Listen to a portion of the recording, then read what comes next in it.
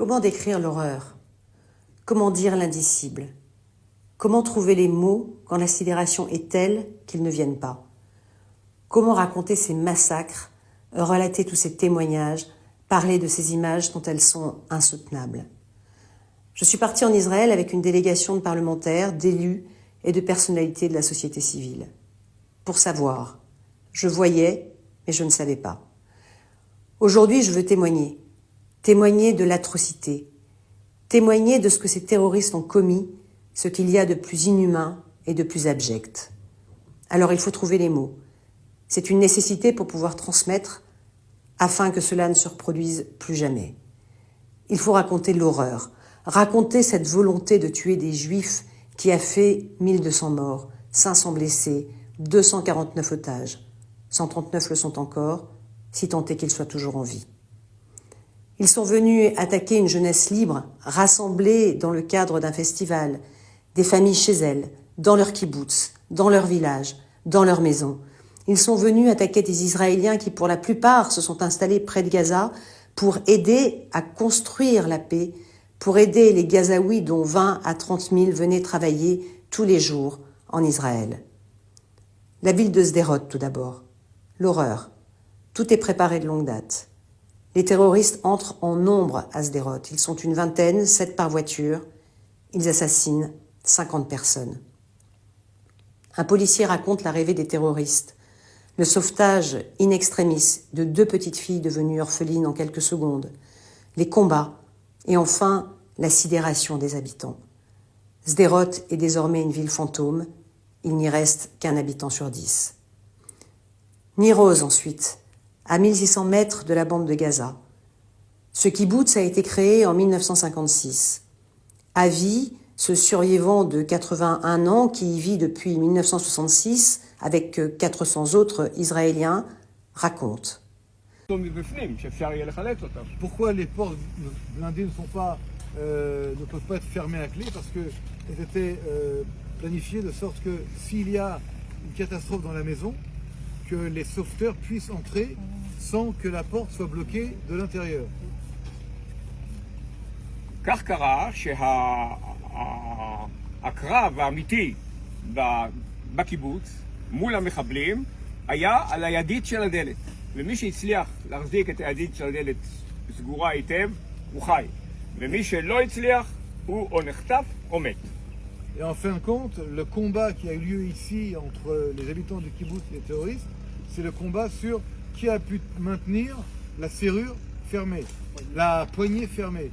Celui qui a réussi à la maintenir fermée de son côté à lui a été sauvé. Celui qui n'a pas réussi est soit mort, soit kidnappé. Les terroristes sont arrivés à 6h30 le 7 octobre. Ils ont pénétré dans le kibboutz par 3-4 entrées différentes. Encore une fois, les hommes du Hamas étaient préparés, ils connaissaient bien les lieux. Ils ont violé, brûlé des maisons pour en faire sortir les habitants, kidnappé, assassiné. 72 personnes sont portées disparues, 28 ont été assassinées. À Nir-Oz, ce 7 octobre, les cadavres jonchent le sol, les maisons sont saccagées, le sang est partout. Une marée humaine.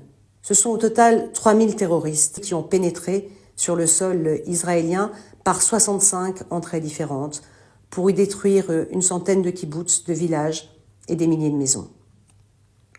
Des femmes et des enfants ont été brûlés vifs chez eux. Les terroristes et les civils gazaouis ont pris à boire, à manger dans leurs maisons. Quelques femmes qui étaient présentes ont même pris des sous-vêtements et des chaussures pour les ramener à Gaza. Ce matin-là, certains habitants faisaient du sport, du vélo, lorsqu'ils ont été sauvagement tués. Et comme si tuer un juif parce qu'il est juif ne suffisait pas, les terroristes ont repoussé les limites de l'horreur. Viol collectif, assassinat d'une balle dans la tête en plein viol, décapitation, bébés brûlés dans les fours et paroxysme de la sauvagerie, le Hamas a tout filmé, se glorifiant de ces massacres en direct sur Facebook. Et puis, il y a les témoignages des secours. Ce que je vois ne ressemble à rien de ce que j'ai vu dans ma vie. Beaucoup de cadavres jonchent déjà la route qui mène à Be'eri. Les voitures des secours embarquent par vingtaines les personnes qui tentent de fuir. Et puis, il y a ceux qu'on n'a pas réussi à sauver.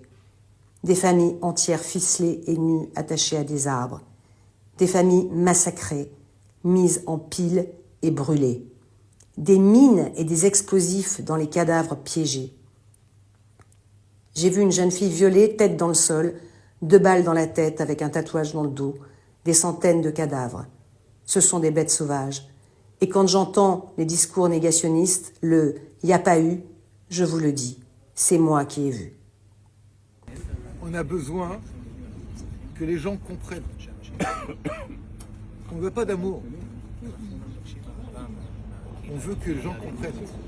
Et pas de pitié. C'est-à-dire on va la gagner, de toute manière. Parce que le juif du ghetto, le juif qui baisse la tête, le juif qui a peur, terminé.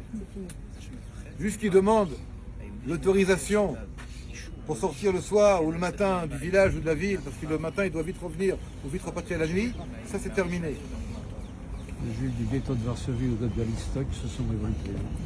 Oui, c'est vrai, mais je dis, il n'y a plus de ghetto. D'accord. Il n'y a plus de ghetto, il n'y aura plus de ghetto. Et le 7 octobre, les gens ont pleuré en voyant les morts israéliens. On était aimés ce jour-là. Même on était presque plein. Sur le sort réservé aux femmes, et malgré le silence assourdissant des organisations internationales et des associations féministes, les témoignages affluent. Mutilations, amputation des seins, tirs dans les parties génitales. Le viol a été utilisé comme arme de guerre par les terroristes pour salir, humilier, anéantir ces femmes, parce qu'elles sont juives. Pour le Hamas, ce n'est pas une guerre de territoire, c'est une guerre de religion. L'objectif ? Éliminer Israël, éliminer le peuple juif. Je n'oublierai jamais. Je n'oublierai jamais le courage de ces hommes, de ces femmes, de leurs familles, leur regard, leur résilience et la solidarité du peuple juif. Solidarité avec les familles de victimes, d'otages, avec les 130 à 160 000 Israéliens déplacés depuis le 7 octobre. Solidarité de tout un peuple qui se bat pour sa survie.